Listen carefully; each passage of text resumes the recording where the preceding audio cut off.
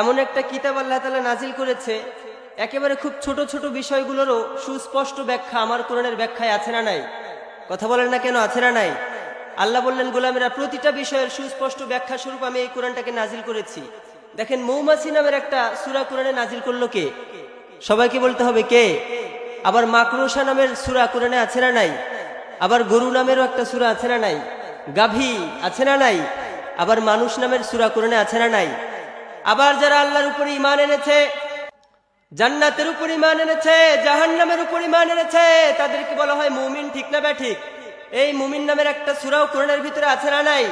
আবার মুমিন এক বচন, বহু বচন করলে হয়ে যায় মুমিনুন। মুমিনুন নামের সূরা কোরআনের ভিতরে আছে না নাই? আবার যারা ঈমান আনে না তাদেরকে বলা হয় কাফির। ঠিক কিনা? কাফিরুন নামেরও কোরআনে একটা সূরা আছে না নাই? আবার যারা ঈমান এনে কাফিরের মতো কাজকর্ম করে, মানে উপরে দেখা ঈমান এনেছি, ভিতরে ভিতরে ঈমান নাই, তাদেরকে বলা হয় মুনাফিক। ঠিক কিনা? মুনাফিকুন নামেরও সূরাও একটা কোরআনে আছে না নাই? তার মানে এই কোরআনের ভিতরে প্রতিটা ব্যাখ্যা আল্লাহ তাআলা দিয়েছেন। স্পষ্টভাবে না দিলেও কোরআনের ভিতরে ব্যাখ্যা আছে না নাই? আপনার মাথার চুল থেকে নিয়ে পায়ের নখ পর্যন্ত কিভাবে চালাবেন, কোরআনের ব্যাখ্যায় আছে না নাই? এজন্য রব্বুল আলামিন বলেন, নাজ্জালনা আলাইকাল কিতাবা তিবয়ানাল লিকুল্লি শাইইন ওয়া হুদাও ওয়া রাহমাতাও ওয়া বুশরা লিল মুসলিমিন। সুবহানাল্লাহ বলেন। আল্লাহ বলল, আমার গোলামেরা শোনো শোনো, নাজ্জালনা আলাইকাল কিতাবা তিবয়ানাল লিকুল্লি শাইইন ওয়া হুদাও ওয়া রাহমা ওয়া বুশরা লিল মুসলিমিন। আমি আল্লাহ এমন একটা কিতাব নাজিল করেছি, এমন একটা বই আমি আল্লাহ দিয়েছি, এমন একটা গাইডলাইন আমি আল্লাহ দিয়েছি, এমন কোনো বিষয় নাই যে বিষয়ের সুস্পষ্ট ব্যাখ্যা আমার কোরআনের ভিতরে নাই। সুবহানাল্লাহ। তার মানে প্রতিটা বিষয়ের সুস্পষ্ট ব্যাখ্যা স্বরূপ এই কিতাবটাকে নাজিল করলো একজন। চিৎকার করে বলতে হবে তিনি কে? দ্বিতীয় নম্বরে আল্লাহ বলল, ওয়া হুদা ওয়া রাহমা। আমার কোরআনে হুদা আছে না নাই? হেদায়েত। হুদা মানে হেদায়েত। কোরআনে হেদায়েত আছে না নাই? যারা কোরআনকে আঁকড়ে ধরেছে তাদেরকে হেদায়েত প্রাপ্ত করেছে কে? আর যারা কোরআনের বিরোধিতা করেছে, যারা কোরআনের আন্দোলন করে নাই, যারা কোরআনের চরিত্রে চরিত্রবান হয় নাই, যারা কোরআনের কথা শুনে নাই, যারা কোরআনের মাহফিলে বাধা দিয়েছে, যারা কোরআনের রাজনীতি করে নাই, তাদেরকে হেদায়েত প্রাপ্ত করা হবে না, তাদেরকে গোমরা বানিয়ে দিবে একজন। চিৎকার করে বলতে হবে তিনি কে?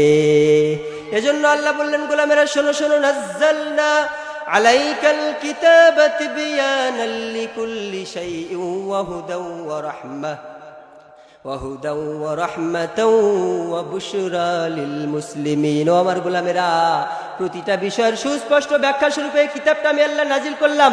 দ্বিতীয় নম্বরে ওয়া হুদা, হেদায়েত আমি আল্লাহ কোরআনে দিয়েছি। ওয়া রাহমা, রহমত কোরআনের ভিতরে আছে না নাই? সবাই বলেন না কেন, আছে না নাই? কোরআনের ভিতরে রহমত দিয়েছে একজন। চিৎকার করে বলতে হবে তিনি কে? ওয়া হুদা ওয়া রাহমাতাও ওয়া বুশরা লিল মুসলিমিন। আমি আল্লাহ কোরআনকে সুস্পষ্ট ব্যাখ্যা স্বরূপ নাজিল করেছি।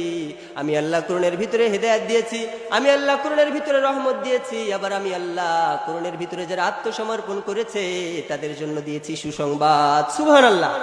আমরা আত্মসমর্পণ করেছি একজনের কাছে, তিনি কে? আরো আসতে বলেন, তিনি কে? এজন্য যারা আত্মসমর্পণ করেছে, যারা মুসলমানের খাতায় নিজেদের নাম লিখিয়েছে, তাদের জন্য সুসংবাদ আমার কোরআনে আছে না নাই? কথা বলেন না কেন, আছে না নাই? রব্বুল আলামিন বলেন, ইন্নাল্লাযীনা আমানু ওয়া আমিলুস সালিহাতি কানাত লাহুম জান্নাতুল ফিরদাউসি নুজুলা। যারা বিশ্বাস করেছে, যারা ঈমান এনেছে, আর যারা আমলে সালেহ করেছে, উত্তম কর্ম করেছে, ভালো কাজ করেছে, আমি আল্লাহ বলে দিলাম, আমি আল্লাহ তাদেরকে জান্নাতুল ফিরদাউসের মেহমান বানাবো। সুবহানাল্লাহ। তার মানে সুসংবাদ এই কোরআনে আছে না নাই? যারা আত্মসমর্পণ করেছে তাদের জন্য সুসংবাদ আমার কোরআনে দিয়েছে একজন, তিনি কে? এজন্য আল্লাহ বললেন, ও আমার গোলামেরা, প্রতিটা বিষয়ের সুস্পষ্ট ব্যাখ্যা স্বরূপ কোরআনকে নাজিল করলাম। দ্বিতীয় নম্বরে হেদায়েত দিলাম, 3 নম্বরে রহমত দিলাম, 4 নম্বরে সুসংবাদ দিল একজন, তিনি কে? এজন্য এই কোরআনের উপরে আমল করার দরকার আছে না নাই? কথা বলেন না কেন, আছে না নাই? আমরা কোরআনের উপরে আমল করতে চাই না, ঠিক কিনা?